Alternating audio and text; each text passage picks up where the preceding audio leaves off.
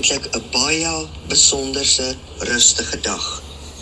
Nie omdat ons niks gedoen het, maar omdat ons by hierdie allerlieflikste tuine was, in die middel van Hong Kong, te midde van die bustle en hustle, is daar 'n plek wat jou totaal laat voel asof jy een word met die natuur.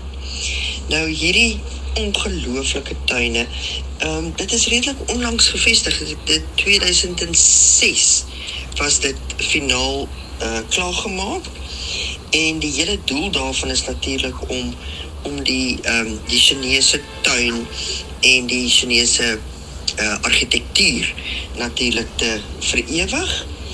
En wat vir my net ongelooflik is dat hulle in hierdie, jy sien, jy sukkel nogal om 'n foto te neem waar die groot geboue van Hong Kong nie in die agtergrond is nie, omdat hulle so massief hoog is. Maar as jy ook besef hoe jy is eintlik asof jy in 'n kom lê, wanneer jy in hierdie tuine beweeg, en asof die hoë geboue net 'n raam vorm van hierdie absolute serenity en calmness en al daai mooi woorde. Dit skep net vir jou nog juis meer rus en vrede. Nou waters waar rus is, sê die Bybel. Nou hier het hulle absoluut daardie konsep verder gevat.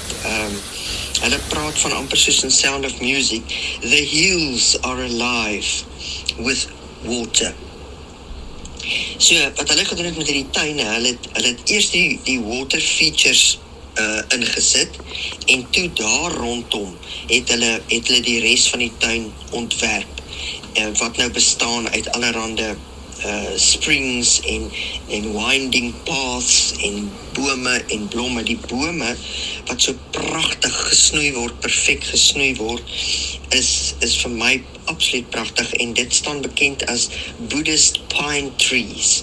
En daar is sulke spesiale, ek wil amper sê volklifters, wat die mense, ek sal 'n foto daarvan stuur, wat die mense die hele dag deur ophuis om tot by die hoogste boom dit perfek te snoei. So,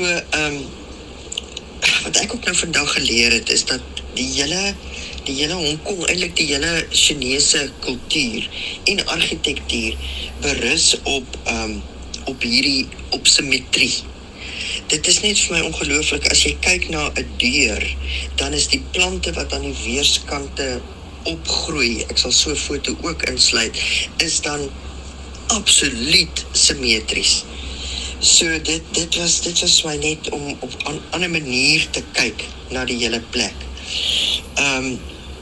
Die argitektuur is ook mesmerizing, regtig. Dit is absoluut soos hulle noem dit timber architecture, en dit word binne die Tang dynastie gedoen, wat nou 'n oeroue tradisie is, maar wat so ongelooflik is,